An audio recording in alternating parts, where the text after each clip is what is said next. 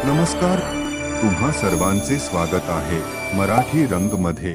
सर्वप्रथम रामनवमीच्या सर्व श्रोत्यांना खूप खूप शुभेच्छा। तुम्हा सर्वांचे मराठी रंग यूट्यूब चॅनलवर खूप खूप स्वागत आहे। आज रामनवमीचे औचित्य साधून प्रभू श्री राम आणि प्रभू श्री कृष्ण यांच्याविषयी काही सांगू इच्छितो। अर्थातच तुम्हाला ते माहीत आहे आणि फार काही वेगळं आहे असंही नाही, पण या दृष्टिकोनातून कदाचित तुम्ही विचार केला नसेल। चला तर पाहूया आणि करूया सुरुवात। प्रभू श्रीराम आणि प्रभू श्रीकृष्ण हे दोन्ही भारतवर्षातील इतिहासातील दोन अतुल्य महानायक आहेत। रामायण आणि महाभारत या ग्रंथांमधून यांची ओळख आणि त्यांची कीर्ती आपण लहानपणापासूनच ऐकून आहोत आणि जाणूनही आहोत। प्रभू श्रीराम हे प्रभू श्री विष्णूंचे 10 अवतारांपैकी 7वे अवतार आहेत। यांनी अयोध्या ते रामेश्वर असा प्रदीर्घ प्रवास केला। तर दुसऱ्या बाजूला प्रभू श्रीकृष्ण हे श्री प्रभू विष्णूंचे 8वे अवतार आहेत। यांनी द्वारका ते आसाम असा पश्चिम ते उत्तरेचा प्रवास केला।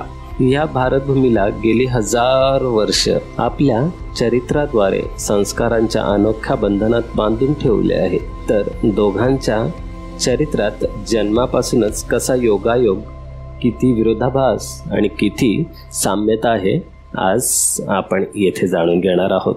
श्री विष्णूंचे एकूण 10 अवतार आहेत, तुम्हाला माहीत आहेत ते मत्स्य, कुर्म, वराह, नरसिंह, वामन। ते दक्षिणेमध्ये याला उपेंद्र नावानेही ओळखले जाते। 6वे परशुराम, 7वे राम, 8वे कृष्ण, 9वे गौतम बुद्ध किंवा बळराम आणि 10वे कल्की। दोघांमधील आपण आज पहिले विरोधाभास काय आहेत ते पाहून घेऊ।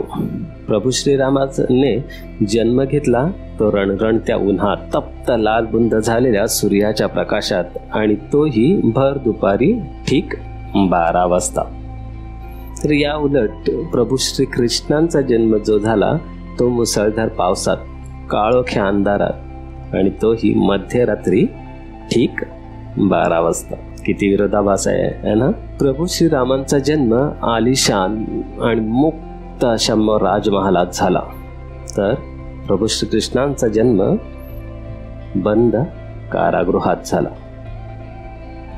प्रभू श्रीरामाने समुद्र ओलांडून सोन्याची लंकापुरी नष्ट केली, तर प्रभू श्रीकृष्णाने समुद्र ओलांडून सोन्याची द्वारकापुरी उभारली।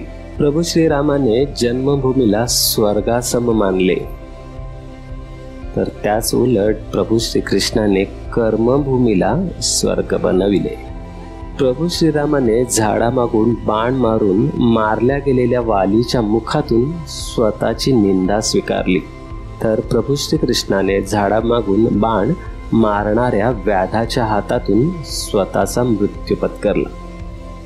तर हे काही विरोधाभास आहेत, त्याचप्रमाणे या दोघांच्या कारकिर्दीत काही साम्यताही आहे। जसे दोघांच्याही हातून पहिल्या मारल्या गेल्या त्या राक्षसीच, प्रभू श्रीरामांकडून त्राटिका, तर प्रभू श्रीकृष्णांकडून पुतना राक्षसी। प्रभू श्रीरामाने शबरीच्या हातून उष्टी बोरे खाल्ली आणि प्रभू श्रीकृष्णाने गरीब सुदाम्याकडून त्याने आणलेले पोहेही खाल्ले। हे त्यांच्या मनमिळावू श्रद्धा आणि मैत्रीपूर्ण स्वभावाचे उदाहरण म्हणून आजही आपणास कित्येक वेळा सांगितले जाते। यावरून देवांच्या भक्तीचे विश्लेषण करणे हे केवळ अवघडच आहे।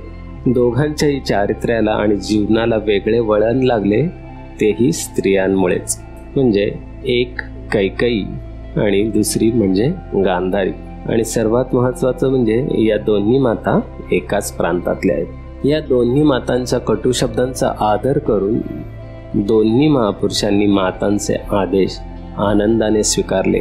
यावरून दोघांनीही आज्ञाधारीपणा, मोठ्यांचा आदर करण्याची वृत्ती असा आदर्श आपल्या समोर उभा केला। प्रभू श्रीरामाने वडिलांच्या शब्दासाठी आणि क्षात्र धर्मासाठी कुटुंबियांचा त्याग करत स्वतः वनवास स्वीकारला। त्यात त्यांनी काहीही गैर मानले नाही। तर दुसऱ्या बाजूला प्रभू श्रीकृष्णाने क्षत्रिय धर्मासाठीच आपल्याच कुटुंबियांवर शस्त्र उगारण्यास काही गैर नाही असे स्पष्टपणे सांगितले. प्रभू श्रीरामाने सुग्रीवाला त्याचे राज्य परत मिळवून देण्यासाठी प्रयत्न केले, तर प्रभू श्रीकृष्णाने युधिष्ठिराला त्याचे राज्य मिळवून दिले. प्रभू श्रीरामाने लोकापवादाखातीर आपल्या पत्नीचा त्याग केला व एक पत्नी एक वचनी याचा आदर्श ठेवला.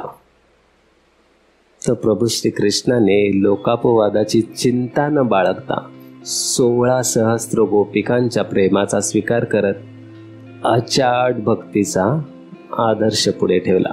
एकाने अंगदाकरवी शिष्टाई करण्याचा प्रयत्न केला, तर दुसऱ्याने स्वतः शत्रूच्या दरबारी जाऊन शिष्टाई करत युद्धहानी टाळण्याचा प्रयत्न अखेरपर्यंत केला. यावरून आपणास असे म्हणता येईल की प्रभू श्रीराम हे सिद्धांतवादी परमेश्वर आहेत, तर प्रभू श्रीकृष्ण हे वास्तववादी आणि व्यावहारिक परमेश्वर आहेत.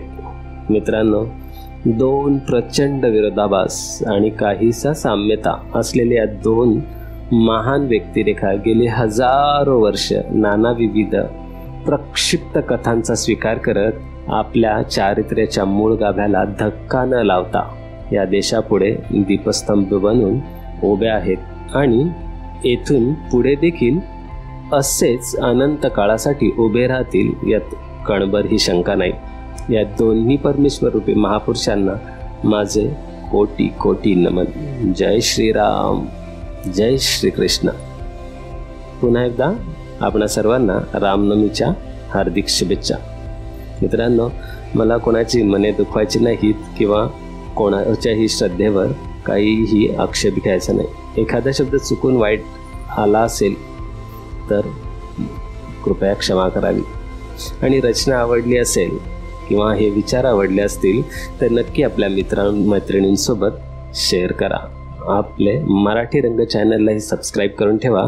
पुन्हा भेटूया अशाच प्रकारच्या एका वेगळ्या व्हिडिओमध्ये. तोपर्यंत जय श्रीराम, जय भारत.